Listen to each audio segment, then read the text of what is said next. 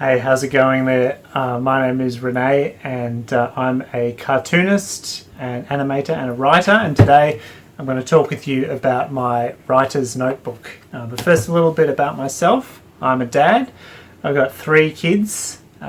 There's a picture of them, and I've worked on heaps of different cartoons and TV shows. I used to work at Walt Disney Animation up in Sydney, and I worked on heaps of different movies like The Little Mermaid 2, an extremely goofy movie, Peter Pan, Return to Neverland, The Lion King 1.5, Lady and the Tramp 2, Cinderella 3, heaps of different cartoons, and I was there for about 7 years.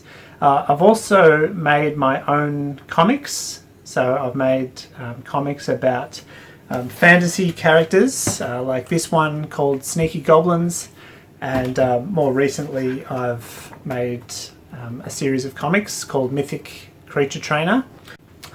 I also want to tell you about some of the comics and books that I liked when I was a kid, because that really helped me to become somebody who writes stories and creates comics. So one of the first comics I ever got into was Asterix, and I remember getting this out of the local library as a kid, and I just loved it. I loved the story, I loved the characters, I loved the drawings. So I would just sit there and read these over and over again, and I loved those characters. Another comic that I liked was Tintin. He's a reporter and an adventurer, and he goes to lots of different countries and has lots of different adventures, and kind of a bit like Asterix actually, but those drawings were a bit more serious and true to life, but there was still a lot of silliness in them, and that kept me interested.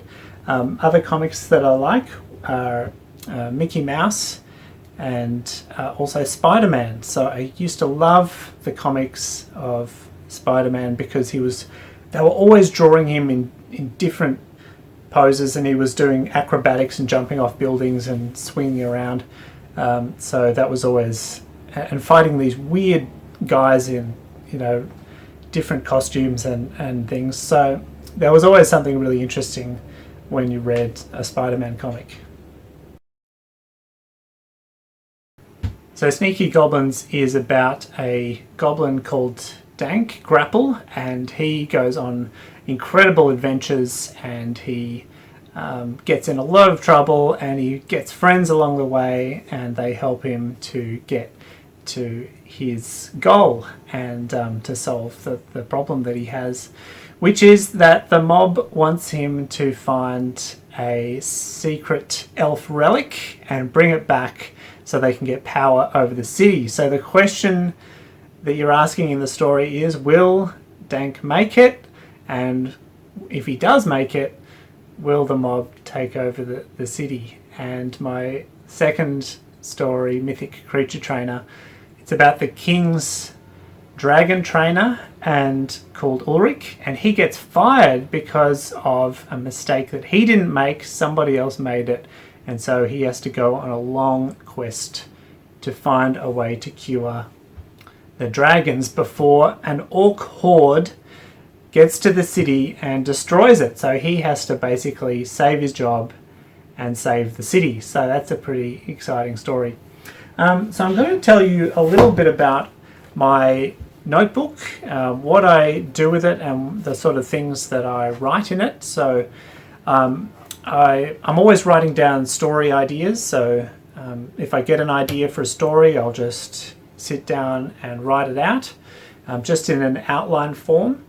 But I also use this notebook for other things, like I sometimes use it as a diary just to talk about things that I'm thinking about or things that happened to me that were important. Sometimes I'll make lists. I'll just make a whole list of things I want to do, and I'll put it in the notebook. And sometimes if I've seen a movie or a TV show that I like, I'll just go back to the notebook and just write an outline.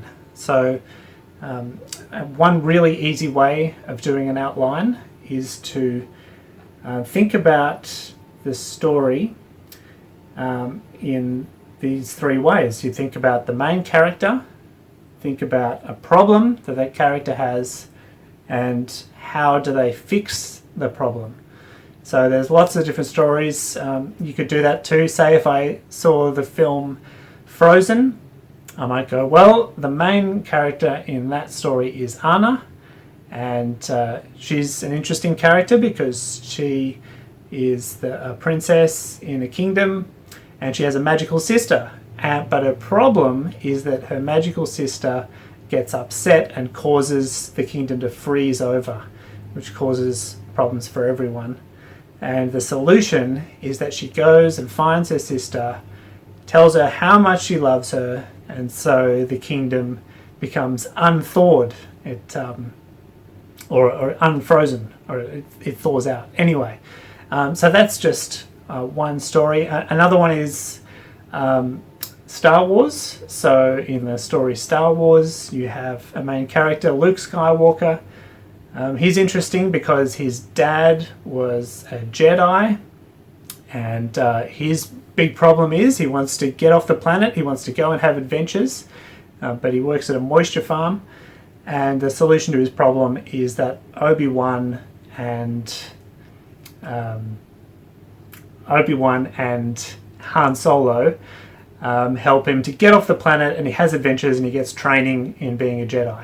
So those are just two examples of things, little story outlines and ideas that you can put in your writer's notebooks. Not so that you can copy those ideas and just rewrite Star Wars, but just so you get used to thinking about stories and films and TV shows and just breaking them down to their basic structure so that you can start thinking about how to structure your own stories. So, for example, in this book I've maybe done 20 or 30 different story ideas. Now that's more stories than I could ever make into actual comic books, because it takes too long to draw 100, 200 pages of comics if I've got 20 different storylines and each one of them is 150 pages.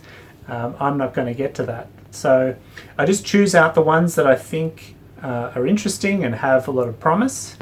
Then I take those and I build them out into another story. So I take the basic outline and I type out on my computer just all of what the characters say, what they do, and I write the whole thing. But the basic idea starts in my writer's notebook. Another thing I do in this book is that I sometimes think about what the characters might say.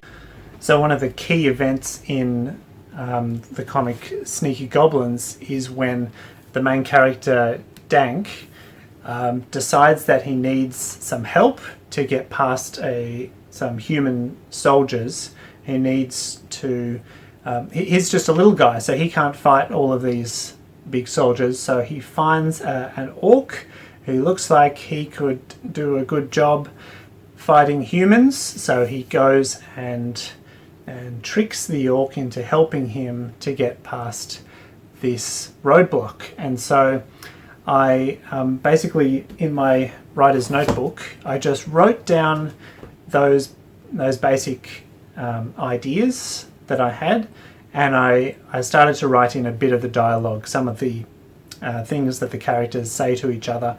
What does Dank say to the orc to get him to help him fight the humans? So my writer's notebook isn't a place where I write my final script. As I said before, I do that on my computer in a Word document, but the notebook is just a great way to just get some ideas down, some first ideas, and I'm not worried that they'll be bad ideas, because it doesn't even matter, because they're just notes on a page and it's no big deal if they're bad ideas in the end, or ideas that I don't end up using, because some of those ideas are going to be ones that I put in my final book, and I want to make sure that I record everything so that I don't miss out on any of that good stuff. All right, I think that's all I have to say at the moment about Writer's Notebook. Thanks for watching and good luck with your notebooks. All right, see you later.